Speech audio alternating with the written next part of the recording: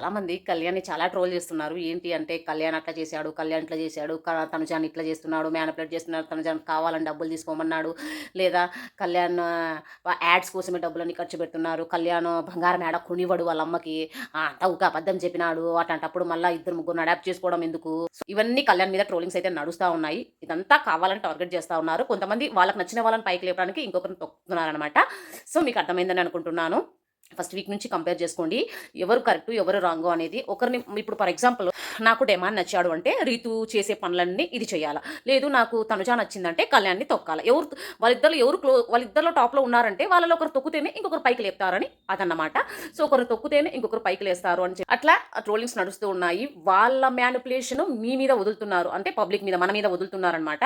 So, జాగ్రత్తగా వాళ్ళు పెట్టినవి, వాళ్ళు చెప్పినవి అది కాకుండా వాళ్ళు ఇప్పుడు అందరూ యూట్యూబ్‌లో కానీ, ఇన్‌స్టాగ్రామ్‌లో కానీ వాళ్ళకి నచ్చింది చెప్తూ ఉంటారు.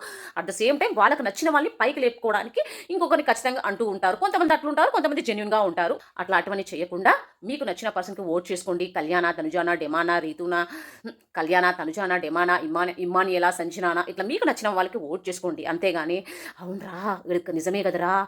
ఇట్లెందుకు అన్నాడురా! ఇట్లెందుకు చేసిందిరా! ఓహ్! ఆమె చెప్పేంత వరకు నాకు తెలియలేదు. అతను చెప్పేంత వరకు నాకు తెలియలేదు అని చెప్పి అట్లా అనుకోకండి. మీరు మీకు నచ్చిన వాళ్ళకి ఓటు వేయండి. ఓకే.